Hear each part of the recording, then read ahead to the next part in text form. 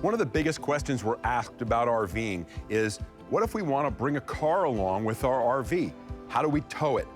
Well, we've come to Vancouver, Washington to talk with one of the most knowledgeable people about towing that we've ever met.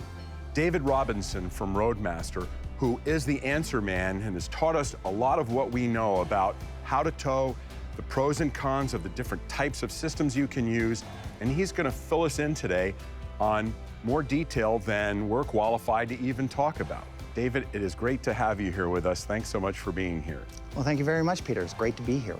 So what are the most common ways that people tow cars behind motorhomes? How do they do it? Sure, yeah, there's typically 3 different ways, actually. Probably the most common for full-timers is using a tow bar. That's what we call 4-down flat towing. And, with that kind of a mechanism, you're literally hitching up the car to the back of your RV and towing it around the country. The second way is with a tow dolly. And with that kind of a mechanism, you're literally going to drive the front wheels of your tow car up onto this dolly, and then with a trailer hitch and ball, you're going to tow that around the country. The third way is with a trailer. Some people might use a flatbed, but more commonly in the RV industry would be an enclosed trailer. Now, we don't see a lot of those. Is it fair to say that trailers are the least common way? That is fair to say, yeah. Trailers are expensive. It's an extra set of, typically a pair of axles, so you got more brakes and more tires, more maintenance. But I think a lot of people find that there's not space at the campground for them. They're a little bit harder to load and offload. So then the choices for most people are between flat towing, 4 wheels on the ground, or using a tow dolly. So what advantages might there be to one versus the other? Well, there's pros and cons to both methods. With a tow dolly, they're really ideal for somebody that has a car that's not towable, because not every car can be flat towed without damaging the transmission. Also with a tow dolly, they're great if you have multiple cars that you want to tow. But for most people, if they're going to keep a car for more than 2 or 3 years, flat towing is usually easier for them. Flat towing is a little bit more expensive.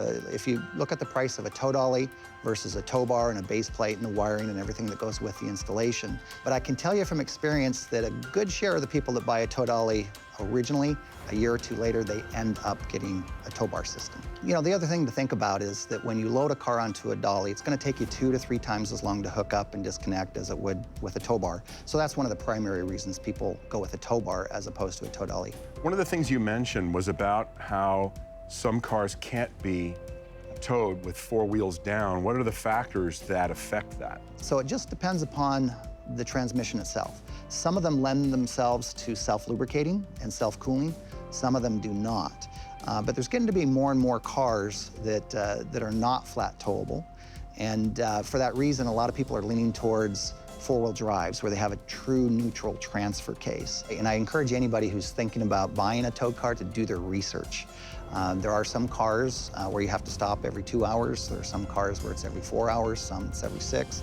But more than that, there's cars now where you have to pull fuses. There's cars where you have to disconnect batteries.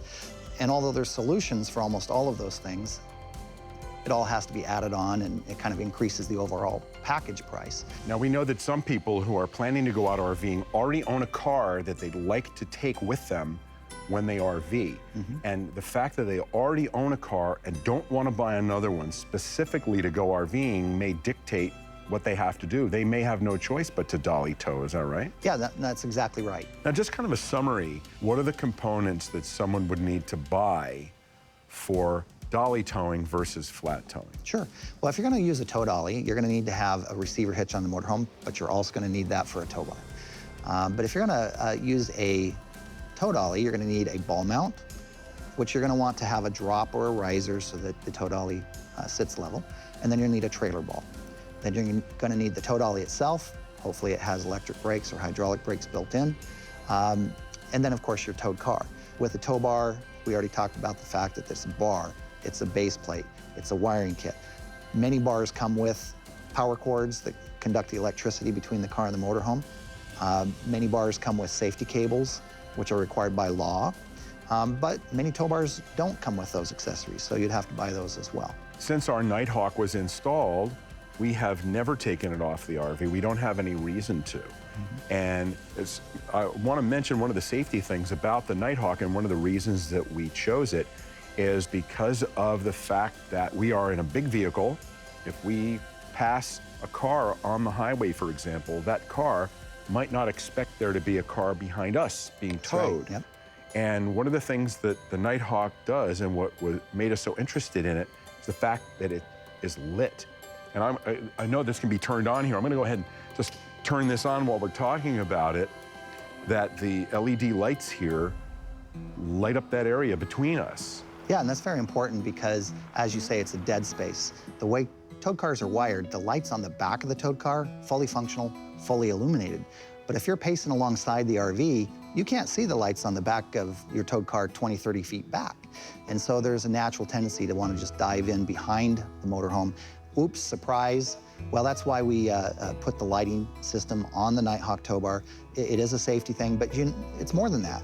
When you get to where you're going, if you happen to be running late, or if you're an early riser and you get up before the sun comes up. We don't know anything about that, but we do know about the late arrival part sometimes. Yeah, and so it's really nice to have that whole area between the car and the motorhome illuminated so that you can disconnect, fold the tow bar up, disconnect your power and cables, etc. Well, we appreciate it very much, and we can't thank you enough for having us here and spending the time to really fill people in on a lot of the basics of what they can expect in their decisions as they get started RVing, if they want to bring their car along, and what the pros and cons and most likely ways are to do that. So thanks so much, David. It's truly been my pleasure. Thank you.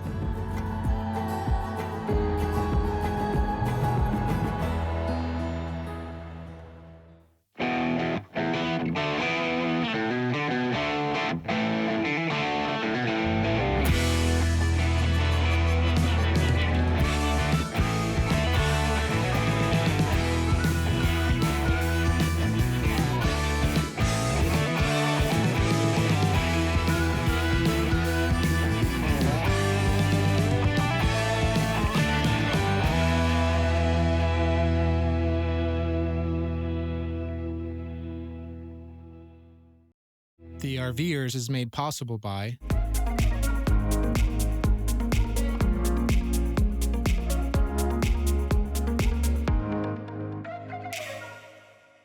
Fantasy RV Tours, for your RV trip of a lifetime. Folding e-bikes by Rad Power Bikes, designed for when you get there. Winter is coming. Get your RV skirted in the spring.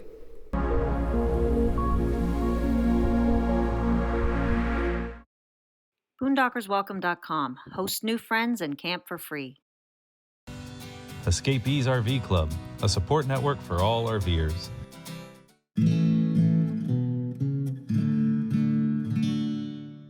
It's time for National Indoor RV Centers.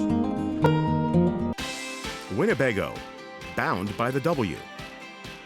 and by Battleborn Batteries.